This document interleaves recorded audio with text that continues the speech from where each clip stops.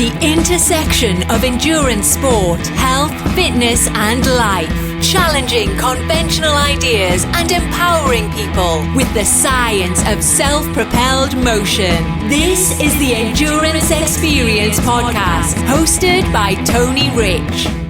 Hello, everyone. Welcome to 2022. It does sound like something very futuristic from a movie, doesn't it? Well, this is the last episode of Season 4. Wow. Already 4 seasons of the Endurance Experience Podcast. I should say the last official episode before the wrap-up best of episode. And for those of you that are not familiar, that's when I take a look back at the top 5 most downloaded and discussed episodes of the season. I'll take a clip from each one of those 5 most downloaded episodes, play the clip, and then provide updated commentary, anything that has transpired since then, or any material updates. And people like the best of episode because it provides a nice encapsulated understanding of the entire season and what it's all about. So be on the lookout for that. And then after a brief break, I will come back with Season 5. And it's going to be very difficult to top Season 4 because that was a great season of podcasts. Of course, I always say that, and surely I end up doing an even better season. And so I have some great ideas and already confirmations on some guests that I will sit down with. So to end Season 4, I have a conversation on Martin Luther King Day with Nathan Martin. Nathan Martin set the fastest marathon time by a black man born in the United States at the 2020 Marathon Project with a time of 2:11:05. Whew, that's moving. He beat a 41-year-old record held by Herman Atkins. He also qualified for the Olympic marathon trials and ran in the Olympic marathon trials in 2016 and 2020. This past November, he finished 8th at the 2021 New York City Marathon, while also being the 3rd American finisher.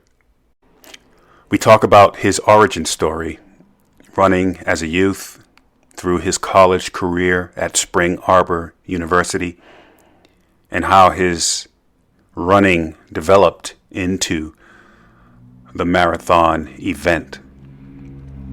We talk about his performance in the 2020 Olympic marathon trials and what he learned in the trials that helped him run his personal record at the 2020 Marathon Project, where he broke the Herman Atkins 41-year-old record.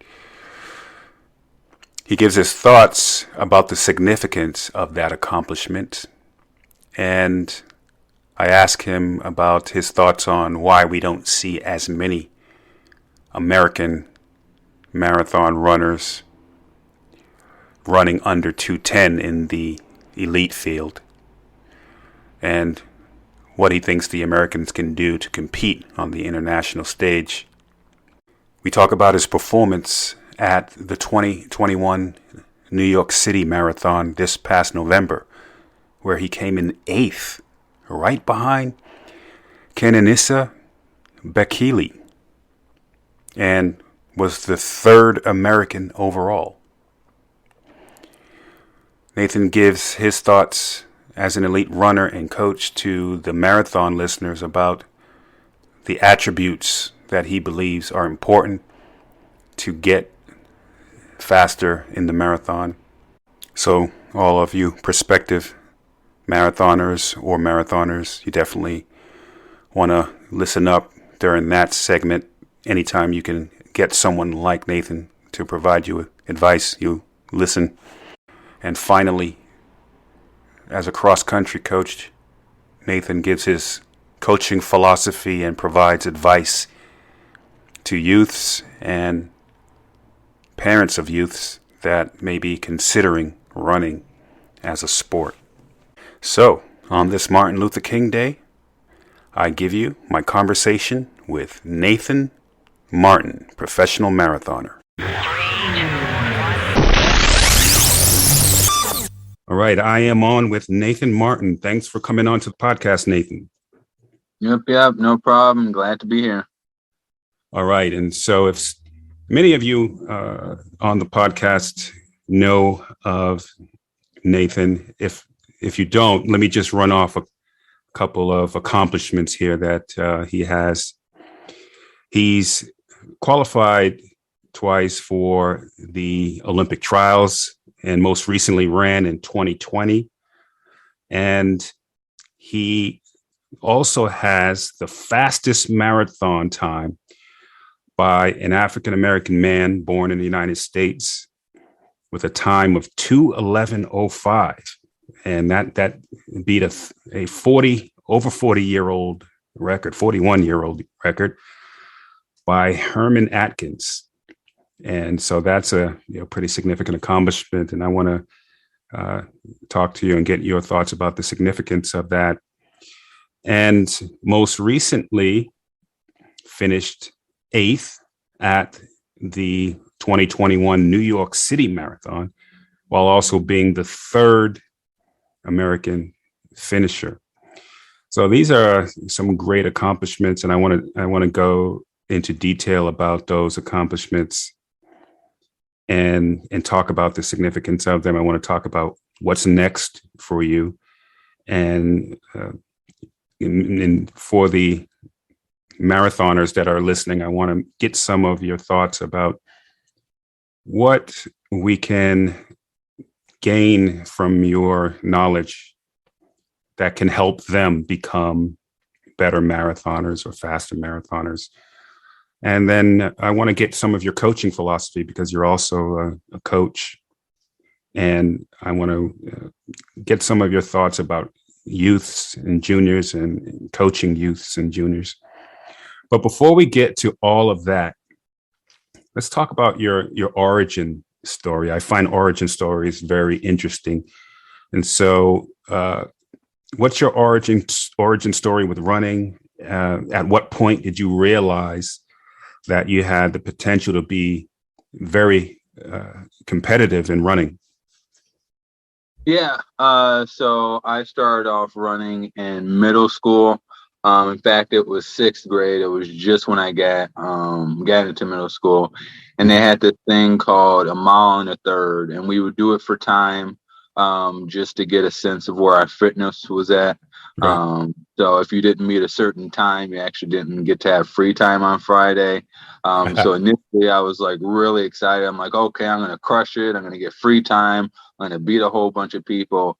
And that definitely was not the case. I can't remember exactly, but I know I was nowhere near the top, maybe 20th or 30th in the gym class, which, if you're thinking anything about a gym class, it's not the direct place you want to go to test who's the best of the best. But I guess for a school, it's not a bad ranking system. But anyways, right. Just did not do as well as I wanted to do. And was like, what the heck happened? I could have done better. I want to do better. And just throughout that year, I really didn't do much. I kind of finished like similar placing. But I know I just kept pushing myself. And for whatever reason, the next year, I don't know if it's because I wanted it more, my body developed, or whatever happened. I started finishing 1st or 2nd in the gym class. And then that's right. When people start saying to me, is like, hey, you know what? You should be running track. You should be running cross country. And in my head, I'm like, no, gym class stuff is enough for me. I don't need to join a team or anything like that. And it just became so many people saying it. I'm like, you know what? Fine. I'll go ahead and do it and see how it goes. And so 8th grade year, I went to a couple practices, and then there was a meet that weekend, and I was like, okay, well, I guess I'm technically on a team, so I'll go to the meet and see what happens. And I think I finished top 10 in the meet and then first on the team. So at that point, I'm like, oh my goodness, oh wow, maybe I do have a lot of talent at this, and Right.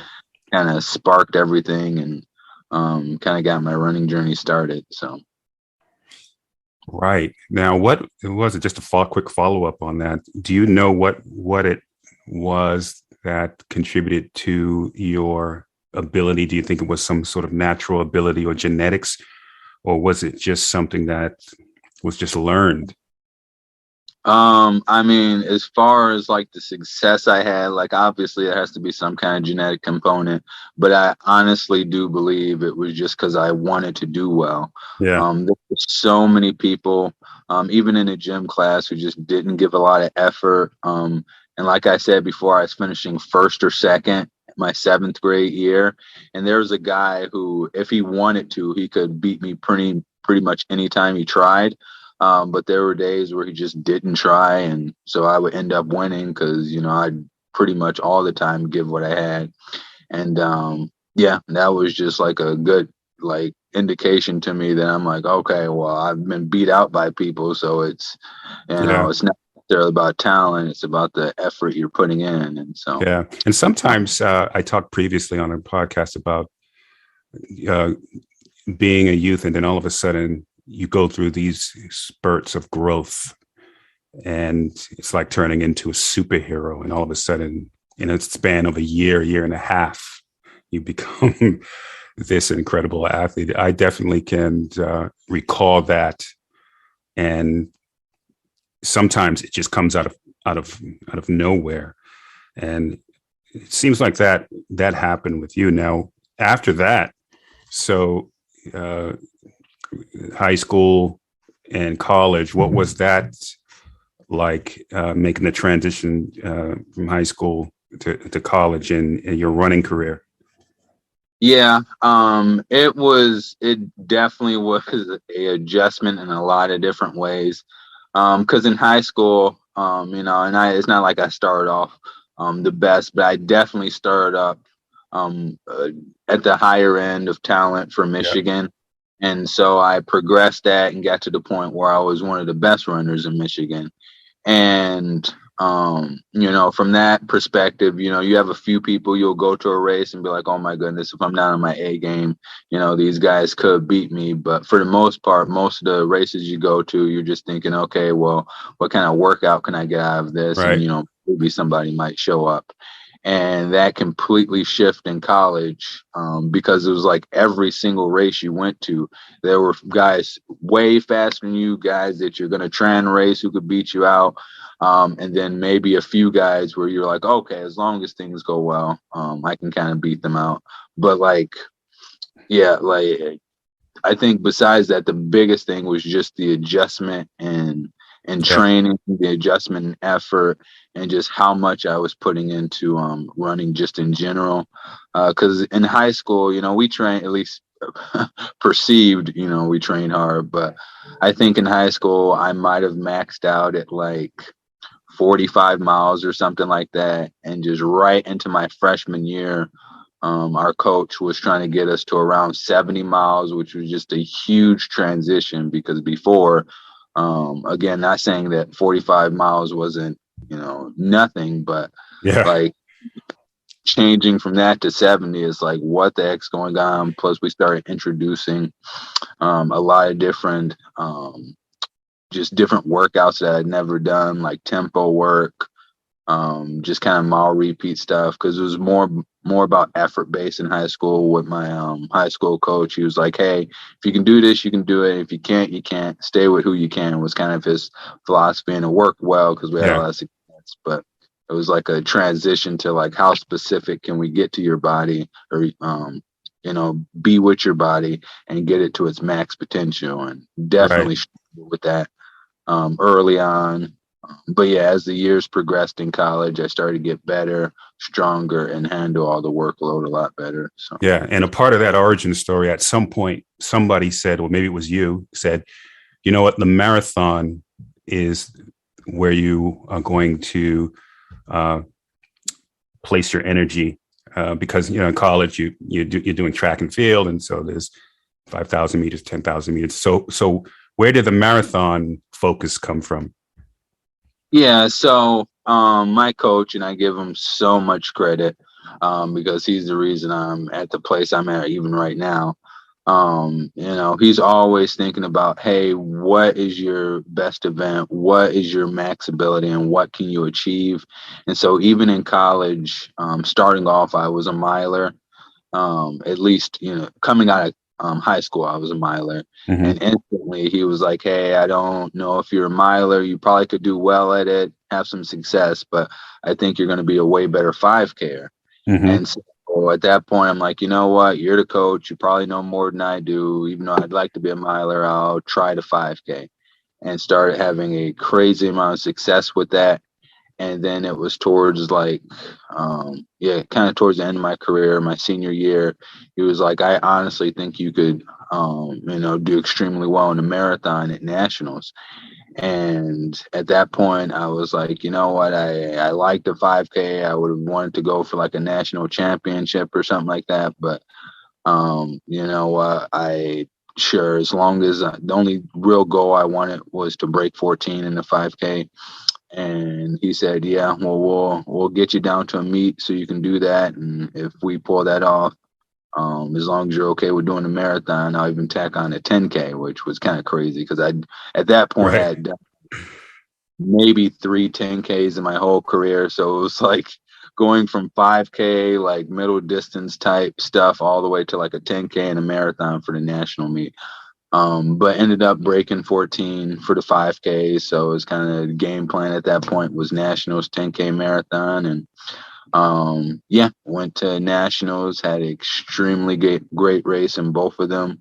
Won the 10K, won the marathon. And that kind of catapulted me saying, hey, you know what, maybe I'm a marathoner. And let's see kind of how far I can go with it. And what was that time in that first marathon that you ran? I think it was 2:19:12, something like that. Wow. So it was definitely a great day. It broke the NAIA national record, which was awesome. I mean, we kind of had that in the back of our head, but for the most part, we were like, hey, can we go for 2 national championships? Because at that point, my coach has always been big on team, but he's like, hey, if we can do that, we can put Spring Arbor University kind of high up there, getting 20 points that way, and whatever the rest of the team can do. So, wow, and that's an incredible origin story. So, let's talk about some of your recent performances. So, you competed in the 2020 Olympic trials. How did that go? And can you talk our listeners through that performance? Yeah, so the 2020 trials definitely was not my best day overall, unfortunately. Kind of, not to backtrack too much, but just give some perspective on things. It was probably it was just after the 2016 trials. I had lost contact with my college coach. There were just a few issues that he had to work out with some things. And so I ended up getting training by an online coach, and that kind of fell through. So pretty much ended up training myself through a couple marathons, and definitely not the path I would personally recommend. But definitely the path I kind of took just because of situational stuff again. Yeah. And ended up running like 2:14:30 or something like that. So 2 pretty good marathons. But the second time through, I just kind of felt really out of shape, and like I couldn't, like, even though I had ran the same time, I felt like I did it just not in shape, which is crazy to say you don't feel in shape. 2:14, not in shape. I think everybody listening to you is like, what? Wow. So at that point, I knew there was something I had to do because the trials were a couple years away. Yeah. And I wanted to make sure I showed up, give myself the best chance to at least do well, if not, make a team or something. Right. And so I reconnected with my coach, and yeah, just initially what I could do was like crazily, like just very underwhelming. As far as like the times I was running, the workouts that I could do weren't matching up. It was like I was running off of pure talent or fitness to Mm-hmm. pull off that. And so we kind of went back to the basics, and that kind of exploded what I could do. And just started having a lot more new success, new times, all these kind of things. And from that point, we were like, hey, you know what? We might actually have a shot to do something at the trials. And so we gave 100% to training. In hindsight, we probably did a little bit too much because we were trying to push my body to a level it wasn't ready for. And so I went into the trials a little bit fatigued. Plus, Atlanta was not a course that you should not respect, because the hills are extremely crazy. Plus, it was a windy day, so we started off pretty modest pace, which is, again, it's going to sound like how in the world is that modest? But we started off around 5:10, something like that, for the first mile, and then out of nowhere, and it was just the most craziest thing. The next mile, we were like 4:45 or something like that. Wow. And it wasn't like, 5, 8 of us. It was like 50, 60 guys running at that pace. And I'm like, what the heck is going on? I'm like, there's no way I can keep this pace like for any kind of length of time. Like, I need to slow down. But it was like one of those feelings, like, if I do slow down, am I going to lose a chance to qualify for the team? And at that point, why am I here? Why am I not going for it? So I kind of said, skip it. I'm going to stay with this pack. And so we went through another mile in the 440s, and this was up and down hills as well. Right. And it was at that point, I'm like, okay, yeah, at some point this is kind of going to blow up, but I have to ride it out and hope not, because it's the only chance I had. And so, yeah, around halfway through, started feeling pretty tired. And yeah, somewhere around 15, I knew I was kind of done dealing, and kind of just pushed through and finished up the race. But learned definitely a lot of things from it. But yeah. And what was the time you ended up at the trials? It was like I want to say 2:21, maybe something like that. Yeah. So yeah, I mean, that many guys running that fast, I'm sure is a challenge, right? Because then you have to make a decision of, do you try to keep up with all of these guys, and or do you play it conservatively and try to stay within your ability? That's a very difficult thing for a runner to do. Yeah, I mean, it's tricky, and like most of the time I'm a pretty smart runner. But there's definitely times where, especially at something like the Olympic trials, where you have to ask yourself, what was your goal going into it? If it was to try and make a team, then regardless to whether it's going to blow up or not, you can't miss that opportunity, right? If it was, hey, you want to finish top 10, or you want to have a really good day for yourself, then you kind of adjust based on how things are going. So that kind of was in the back of my head. And arguably you could argue, maybe you should have went into it, being smarter and saying, if it happened, it happened. But we kind of just went into it saying we have to give ourselves a chance, and that's kind of what it produced. And again, we learned a lot from it, and definitely took that into, obviously, a marathon project and different races. So yeah, so let's talk about that one now. So so obviously you say that you didn't have your ideal performance there, but then you go into the marathon project, and here's where you ran the 2:11:05. So if you can talk our listeners through what the marathon project is, for someone who doesn't know what it is, and then we can talk about that. Yeah. So the marathon project was a race that was put on just because of all the stuff that was going on with the pandemic. Races were getting shut down, canceled. So they wanted to give an opportunity for guys, top U.S. guys, top world guys, to have some kind of race where they could test themselves with the training they had put in that year. And so I was fortunate enough to be able to, I guess, get an invite. My coach kind of reached out and they kind of accepted me into the race. So I guess invite, but just a great opportunity to race it. And so it wasn't anything that the public could really even get to. You had to basically know the runner just to get, I guess, passes to even be on the course. Right. So it was very closed and, only specifically for kind of the racers to give them that opportunity. So. Yeah. All right. And then, so the marathon project, I think this is important, right? Because very infrequently do we see many, I should say, many Americans, American males under 210. And you came very close to doing that, 2:11:05, and you beat this 41-year-old record by Herman Atkins, the fastest marathon run by a Black American man. So talk me through the race and also the significance of that beating that record to you. Yeah, no problem.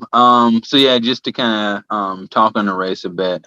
So again, we went into it, and honestly, our biggest goal was just to hit a solid time so we could get into bigger, better races, because we had been struggling all that year, all last year, or all the previous year to get into any kind of races that would allow me to kind of show my fitness and show I was at, despite some of the early success I was having in 2019.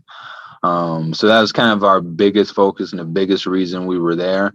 And so, again, learning things that we learned from the Olympic trials, it was like, hey, we need to run our own race. We need to be smart and just set ourselves up to have a great day. So we had been crushing workouts and doing really well, running even workouts that were as fast as like 2:09 pace. But we knew that regardless, we need to be smart and just see what that produced on the day. And so there were two different pace groups, I think like a 2:09 group and then like a 11:30 or something like that. So I said, hey, if I'm feeling good, I'm going to go with the 2:09 group. And so early on, it was my watch was kind of messing up a little bit. So it was saying like a different pace than kind of what the pacers were going. And my watch probably was off, honestly, but it was one of those things where I felt like their pace was a little bit quick. So it was like, I don't want to get caught up in a situation like the Olympic trials. So let's be smart, listen to the body, and accept what it's going to give you on a day. And so I let them go pretty early on. So that kind of resulted in mainly me running by myself, which is not something I recommend. But again, if you're trying to have the best day you can have, you need to listen to your body and trust the training that got you there. And so that's kind of what I did. And I got to race with a few people throughout the race. But again, it was kind of mainly by myself. And even around 17 or 18, something like that, definitely was when the biggest part of that struggle happened. Because at that point I had been clipping off like 5-minute miles. And it didn't necessarily, the pace didn't necessarily feel hard, but just continuing that effort for so long definitely was getting to me. And it was one of those things where I was like, oh my goodness, I still have like 9-8 miles to go. And like, what the heck am I going to do if I'm getting tired now? But I kind of told myself, hey, one step at a time and keep pushing through. And and so that's what I did. So pretty much every mile, I just tried to make it across that mile somewhere around 5 flat, and was able to keep doing it until eventually I started seeing some more people who were dropping back, and that kind of became my new focus, is like, hey, how many people can I catch? And I think halfway halfway I was probably at in like 20th or something like that. But I think, I don't know exactly at what point I started getting close to the top 10, but I just knew that, hey, if I can keep catching people, it means I'm not slowing down. And again, that was kind of my only focus the last 3 or 4, and just pushed it hard and ended up finishing great, and finished 9th overall with the 2:11.05. So definitely a great day. And did you know about that record before going in, or? No, not really. There were a few people. Well, there was one person who was reaching out, telling me I could break the record. At that point, I wasn't. It was kind of like a brief like Instagram message. So I'm like, it was more like, oh, I think this guy's just trying to tell me, hey, you can do well. And so I was like, oh, thanks. We'll see how it goes. But it wasn't any kind of like grand awareness or anything we're thinking about. Because again, we didn't want to put too much pressure on it. We were just like, hey, we just want to have a good day so we can continue on and get better opportunities. And so like afterwards, people start reaching out saying, hey, you broke the record. That's awesome. And give me a lot of congratulations and this and that. And initially with records, that I set, that initially I'm just like, oh, that's pretty cool. That's awesome. And kind of go about my business. Cause at the end of the day, I'm there to just test myself. And I try and avoid getting caught up kind of in more of the glamour of it. Not to say not great or not something that you should be, not basking in, but shouldn't be celebrating and stuff. But it's just one of those things I want to be careful of, because it kind of, you get too much into that and you kind of lose the perspective of why you're doing things. Yeah. So, your coaches coached you well on that.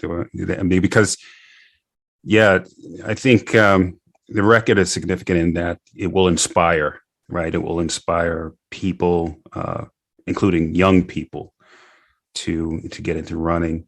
But I think overall, it's a significant achievement just in general. Like I said earlier, very infrequently do we see American men under 210. And I think sounds like you already have under 210 fitness. And I wonder if you can comment on that, if you have a thought on this, on why we generally don't see many American men under 210, and we see a big dominance from the international athletes, obviously, especially Kenya and Ethiopia. What's your thoughts there? Yeah, I mean, in all honesty, there's a couple things going on. Like, obviously, location is really big, right? Like, that will determine how well somebody's going to do, just based on like their natural genetics to be able to survive in the general area they're at. But I think more is just lifestyle.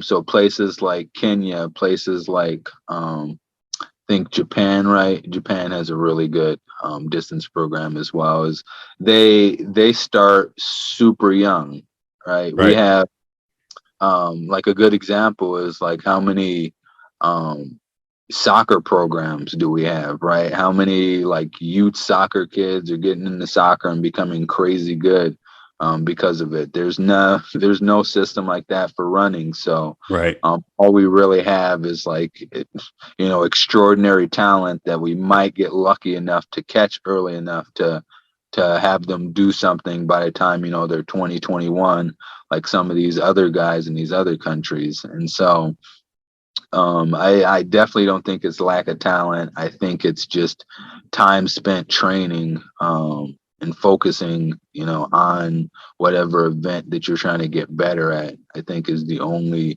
gap that the U.S. is trying to close. And how you close that, I don't know. Like, you can get people into running definitely early on. But again, I don't know anything about Japan or that much about Kenya and Ethiopia, but I imagine that they don't have to worry about as many sports dividing people's attention and being able to get them younger as the U.S. does. So I think Right. that's probably the biggest thing in my opinion, because again, we've shown that we have an incredible amount of talent. Whether that's Donovan Brazier, just recently Hobbs Kessler in the mile.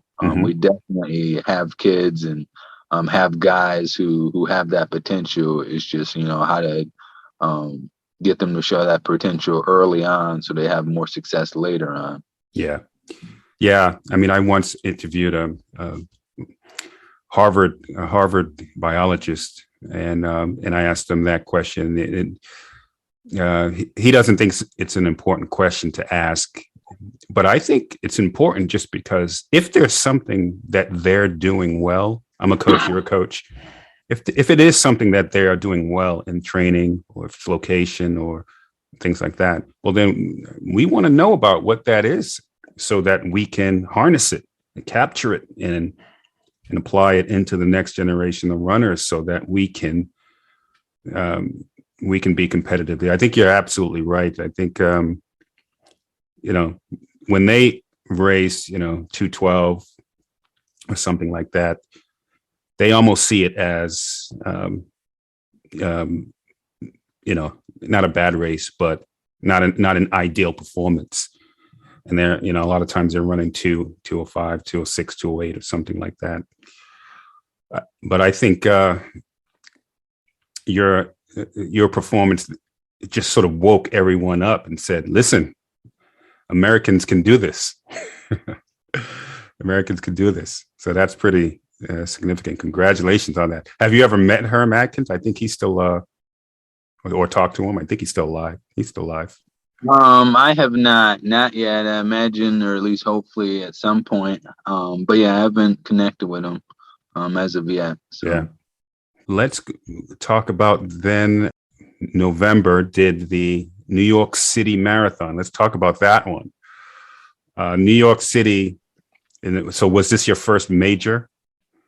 Yeah, first major marathon, first time in New York. So definitely a huge experience for me. Yeah, and many people, recreational runners, have done New York. I think it's something like 6 bridges, and it's a challenging course. And then I also interviewed Meb Keflezighi. I don't know if you ever talked to him. He's a winner of the New York City Marathon, and he always talks about how you can, come off of that, you come off the Queensboro Bridge and then you run down First Avenue, and you can really open it up down First Avenue. So talk about the experience there and your performance in that race. If you can walk us through that one. Yeah. I mean, overall, it was a fantastic day. Kind of training going into it was up and down. It wasn't the best training I had, but it wasn't the worst.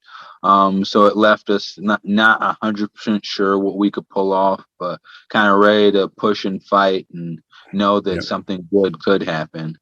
And so, just kind of starting off even in the race, like you start off pretty much going uphill. In fact, you just start off going uphill. And it had me initially a little nervous because I'm not traditionally the best hill runner. Right. But just having that hill initially to the start for everybody, it made everyone a little bit more cautious. So nobody was trying to do anything crazy for the first little bit. So I think we might have went through our first mile around 5:30, something like that, maybe a little bit slower, which, I mean, going uphill, probably we're still going pretty fast. I don't know what we would have been if it was flat, but definitely I didn't feel like we had done anything crazy. Like I was like, oh my goodness, why we crank so hard up this hill? But going down it was like a completely different story because I am good at going downhill. So I was able to keep with the lead pack.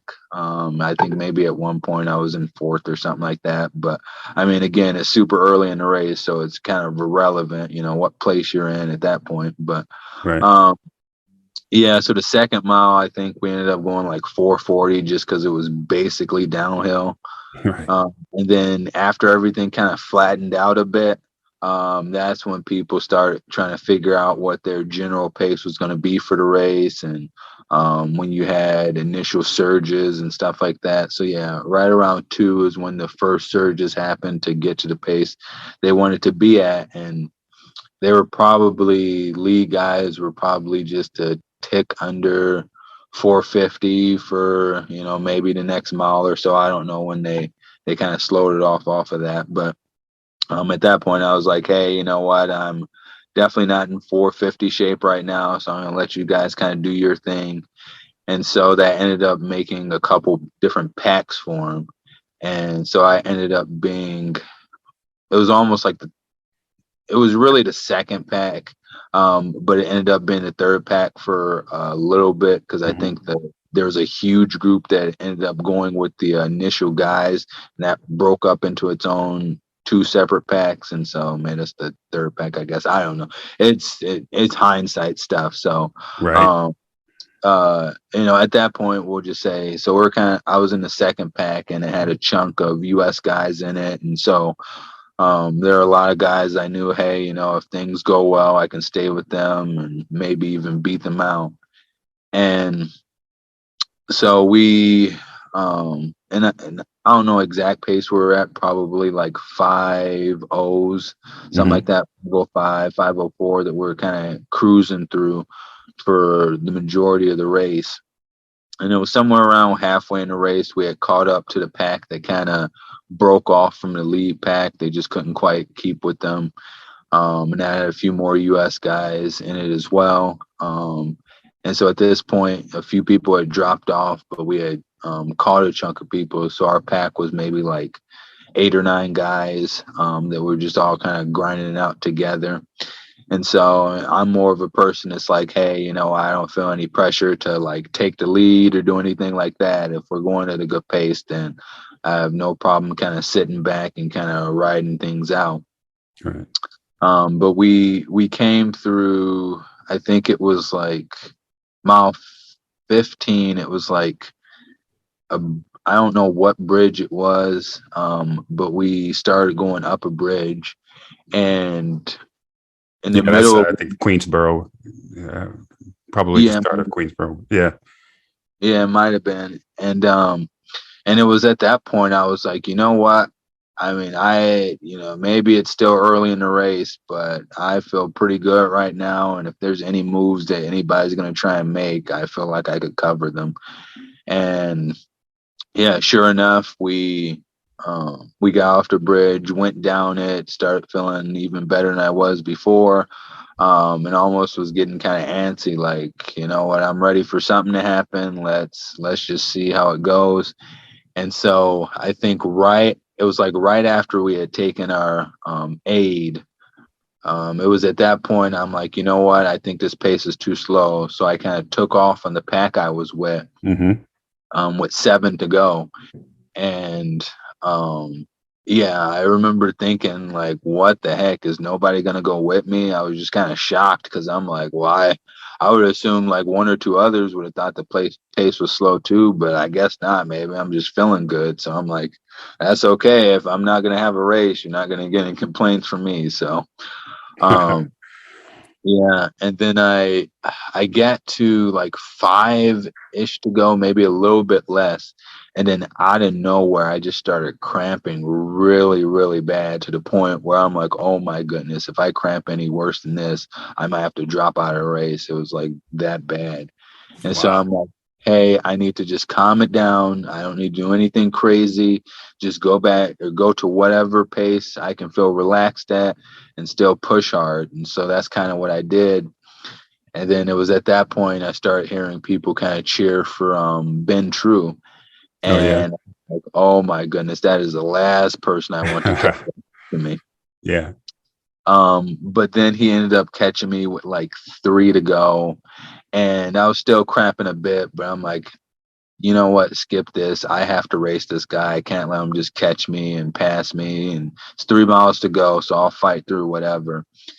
And so we ended up going back and forth, kind of taking the lead from each other. And then it was like, I want to say maybe like a mile. Yeah, maybe like not. It was at the 40K, which is like 2K to go ish. It's like 42 point something like that Right. for done. So I knew that in like 400 meters that it'd be a mile to go, and I'm like, if I'm gonna do anything, it needs to be by the mile, because I cannot let somebody like Ben True be with me with 400 to go, because that is not a recipe for success. So Right. um, so yeah, with a mile to go, I just kind of took off and said, it doesn't matter if I can hold it or not. I just need to go, because it's the only shot I have to kind of outrace the last person I can outrace. And it was around 800 to 1,000 to go, though. Somebody had yelled out, they're like, "Nice work, you guys. You got a mile to go." And in my head, I'm like, I don't have a mile to go. Wait, I have a mile to go? Oh my goodness, there's no way I can hold this pace for a mile. And so I kind of put on the brakes a little bit and still was racing, but I was like, I need to conserve energy just in case it is a mile to go, because, I'll be like dragging across the line trying to get there. So, yeah. And then it was at that point, Ben kind of caught back up to me, and then I started seeing finish line stuff, and this is probably my fault. We probably should have done a better job of like previewing the course. It was a little tricky because most of the course is almost impossible to get onto, and even the last little bit's a little tricky to figure out everything. But yeah, so around 600 to go, he officially passed me, and I'm like, yeah, we're getting close to the end. I'm gonna try and fight and see what I can do, but you know what, however it goes, it's a great day. And however, and so yeah, sure enough, it was close to the finish, and he started kicking hard, couldn't keep up with him. So finished 8th, which again, I make it sound like, oh wow, yeah, you didn't quite get him, but it was a great day and awesome race, and definitely thankful for it. So Yeah, congratulations. That's incredible. Yeah, I mean, that's First Avenue. When you come off that bridge and then you go on to First Avenue, you really feel like you can take off. And it sounds like that's exactly what you did. But then, Central Park is a little tricky, because then there's some little rollers in there. But yeah, I mean, 2:12:57. Ben True, who's also a famous American marathoner, 2:12:53, and then Kenenisa Bekele, 2:12:52. Bekele has the second fastest time ever. The fact that you were right there with those two guys. yeah, I was. Yeah, I didn't even know Bekele was. I didn't even know I was anywhere near him until I finished. So, I finished, and I'm like, okay, it was a great day. And I look over, I'm like, what the? That's Bekele right there. And I was like so confused and tired and exhausted. So I'm like, okay, well, okay, and just didn't think too much on it. But yeah.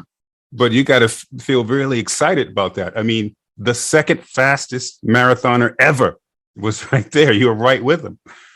Yeah, so, I mean, it was one of those things where I was like, and again, like, I try not to dwell on things too much, but when you cramp and you think you can do better, you're like, snap, if I just could have done better, I could have finished maybe even 6th, maybe even beat out Bekele type thing. But again, at the end of the day, it was a great race, and even being close to Bekele is awesome, and just crazy to think about, because I even had a couple comments like, "Oh, you almost beat out Bekele." I know. Like, that would have been something else. But you're basically, marathons are won and lost in seconds, but you're basically the same time, effectively, right? Wow. So obviously that was an incredible performance. So as you look at that performance, and as you go into 2022, you got to be very optimistic. And what goals are you and your coach setting, and how are you going to focus to achieve those goals? Yeah. So my coaches my coach is always looking forward at, hey, what's going to make you the fastest at the marathon? Which is a little bit tricky because the path that makes you the fastest is not necessarily the path that is, the best for trying to be a pro marathoner. Right. What I mean by that is like it's, sometimes the path is, hey, you need to train on getting faster at a 10K versus trying to seek out the next marathon, even though that would be more lucrative as far as potential money you could get or just exposure. But that's kind of how he thinks. And so right now, that is what we're doing is we're kind of focused on a 10K right now in hopes of changing my abilities in a marathon. So the next time around, I have a better shot to hit some more impressive times, maybe a sub 210, maybe a sub 209, maybe even just a flat out PR on New York, something like that. It just depends on obviously how training goes, how everything develops. Because again, everything's, you're trying to set things in stone, but for the most part, they're just like a very heavy suggestion, and things could change around based on opportunities. So right now, the focus is trying to get faster for a 10K in hopes of taking that speed and that fitness into my next marathon cycle. But we'll see how it goes. So. Yeah. Awesome. Transition here. I want to get the listeners an opportunity to learn from you, and because there's a lot of endurance enthusiasts, triathletes and marathoners who listen to this podcast.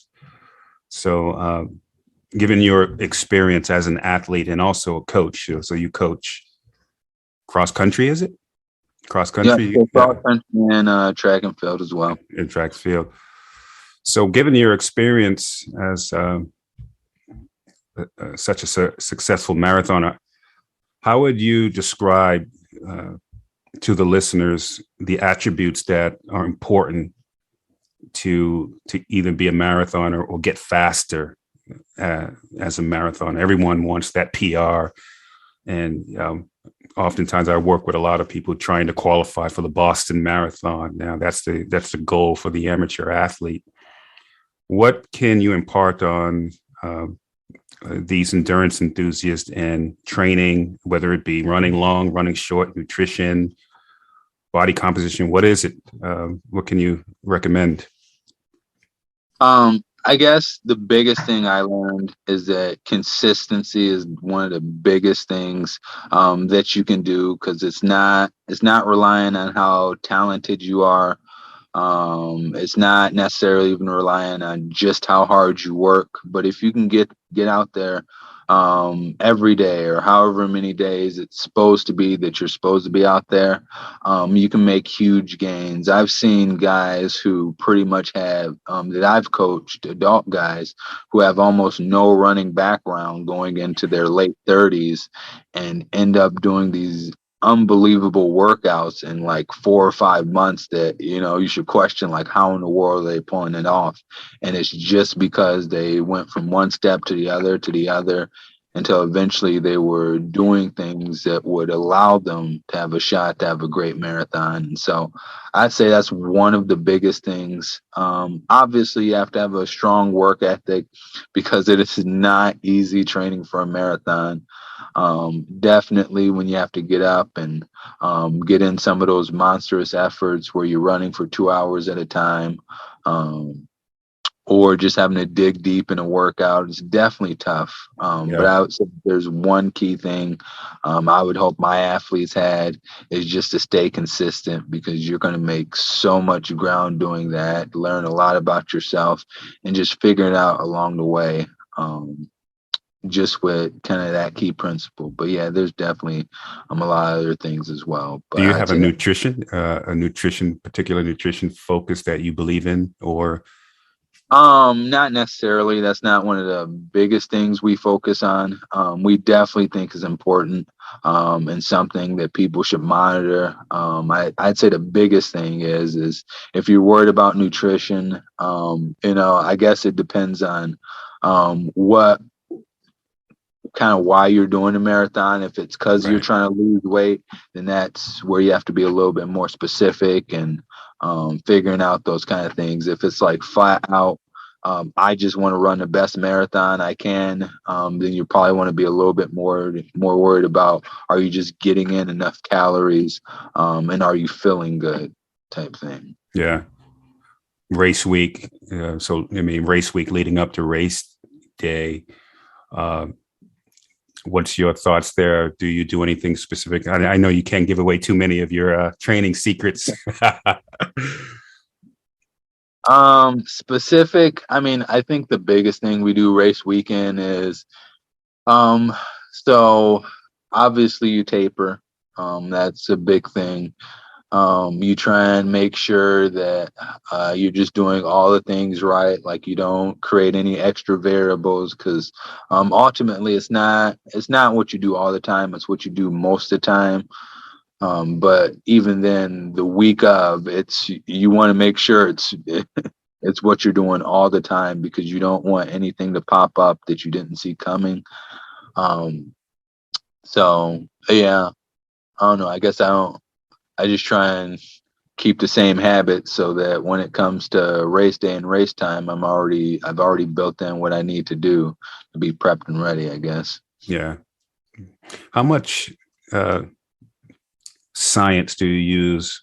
High tech stuff, wearable technology, Garmin, heart rate zone training, power based training, if you use it, versus just straight perceived effort running on feel?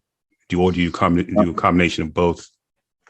So yeah, I mean, my coach is not like to leave any stone unturned. He's always coming up with different ideas of things that we can try out. I mean, some of it just, we either end up not doing because it's financially not feasible, or it's just not important enough to give the energy to. But we look at heart rate when we can. Definitely, we're very heavy on pace and perceived effort based on that pace, I think. Yep. Is the biggest thing that we do. He's always looking at, Jack Daniels charts, VDOT charts, all that kind of stuff, to kind of understand why am I feeling this way. He'll go back, and he's more meticulous than I am as a coach. I wish I was as meticulous as him, but he has pretty much every day of my running tracked for the last like 2.5 years. So when something doesn't go right, he tries to look back in the book and say, well, it went this way, 8 months ago when we did it. Why isn't it going this way right now, type thing? And he'll look over that stuff for hours. So, I guess a lot of different things we do, but yeah, I think the biggest thing is just directly on the day is knowing the pace, understanding the perceived effort that day, and then knowing what we're trying to get out of it. So, right. And from a volume standpoint, I'm guessing that you're probably, I know you can't give away too much, but are you north of 100 miles in a week, or are you below that? So I'm below that. That's one of the things we need to, or at least we want to work on. It's not, when I say need to work on it, that's kind of skewed, because at the end of the day, whatever works for your body works for your body. But it's definitely one of the things we're trying to improve upon, because it's one of the areas, because at a certain point when you become an elite athlete, there's only so many areas you can go to and make gains from. Right. Ultimately, you can always still make gains, but you just have diminishing returns, right? Right. If you have a guy who's running, 130 miles a week, how much better is running 150 miles a week going to do for them versus the injuries and the time they have to commit and all that stuff to pull that off. Right. Yeah. But so that's definitely one of the things we're working on, but not quite at 100 right now. So yeah. Treadmill versus overground. Do you do much treadmill work, or do you? Unfortunately, I mean, my coach would prefer little to no treadmill work, but I live in Michigan, so we definitely have to get on it on occasion. And As far as alternative, it's probably one of the best alternatives I can think of. When you're getting very specific, when you're trying to do very specific work, Yeah. it's not the best because it kind of forces you into a certain pace. So that might not be what your body's feeling on a day, but you're kind of either forcing it to go that Right. fast or not allowing it to go faster. But Yeah. You're just on a giant robot and you're forced to keep up with the giant robot. That, yeah, I understand. Okay. So many things I could go on for ages to ask you, right? I can't wait to see what you're going to do next. You ever think about coming into Boston and do the Boston Marathon? Yeah, it was kind of in the back of our heads where it was just timing, unfortunately, wasn't the best. Because again, we had just came off a marathon, so it didn't seem super enticing to do another one. It was one of those things where it like went back to that, do we go more towards the fact that we're a marathoner and need to seek those opportunities, or go back to the basics and work on what's going to truly make me better at the marathon? And this time around, we kind of chose, hey, what's going to make me better? So Yeah. Amazing. All right. You've been very generous with your time. I'll finish up with this last one. You're a coach and you're coaching cross country. So for youths or parents that may have youths, how would you advise them in considering running as a sport? And do you have a particular coaching philosophy? Because I feel like many young kids early on, or parents who have young kids, they start thinking about individual sports versus team sports. And, this thing that we do as humans, as racers, where we start at one line and decide that you're going to go to another line and try to do it as fast as you can. It's a very interesting human endeavor. So how would you go about talking to youths or parents who have youths on trying to figure out whether or not running is for them versus, say, team sports? Yeah, I mean, the biggest thing is, and because I want as many people into running as can get into it. But I don't want to force anybody into running who shouldn't be in it, or they have a different passion that they're invested in, right? So the biggest thing is like, do they have some kind of talent towards running? If they do, then, I want to connect with the parents, let them know that, and kind of, dream build a little bit is usually what I do with either parents or athletes, is like, hey, you know what, this might be something you're interested in, or, I'll tell them, hey, these are the different opportunities that you can get from it, and just let them see that, kind of that potential. I guess the only other thing I would do is like, it's kind of tricky too, because usually kind of how I get introduced to new kids that I haven't seen before is I run a lot of different programs outside of just like the cross country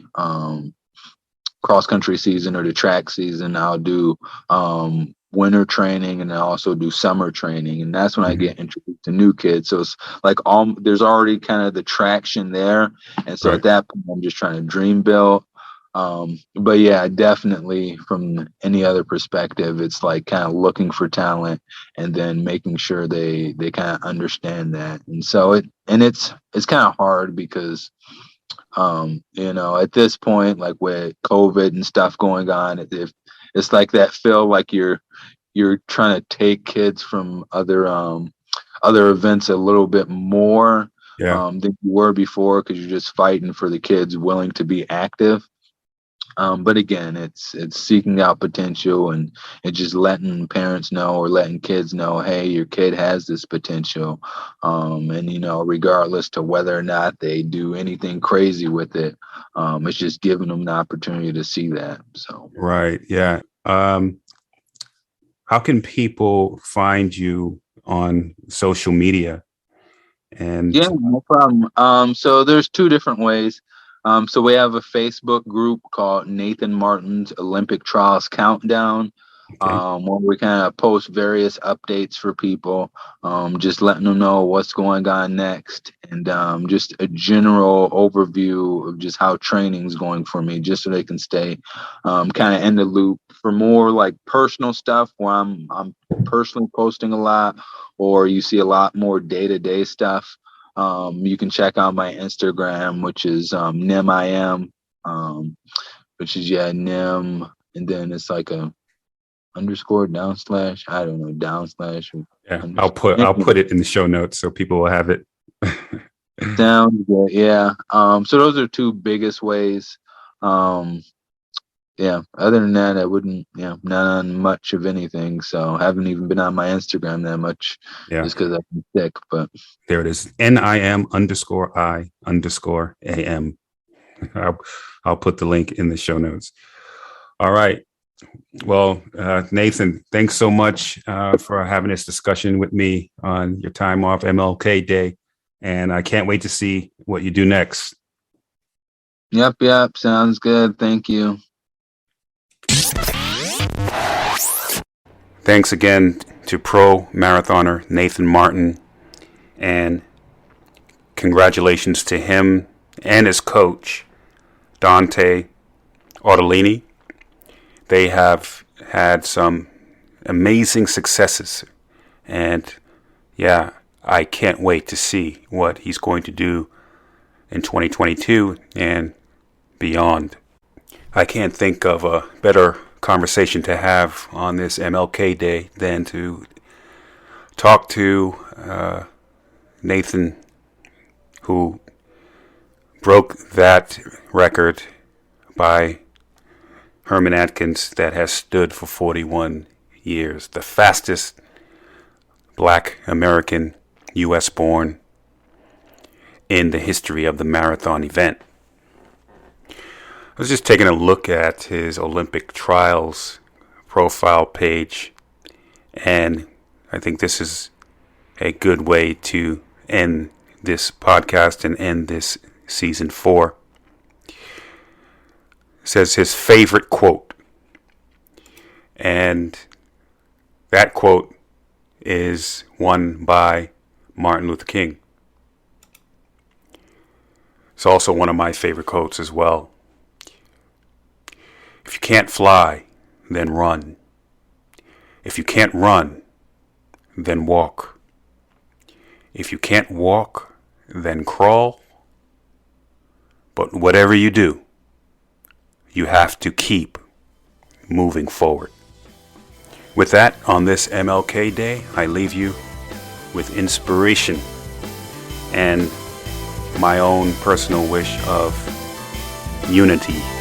I hope you enjoyed my season 4, and stay tuned for my best of episode of season 4. And then shortly after that, season 5. Get ready. It's going to be a ride. This is the Endurance Experience Podcast.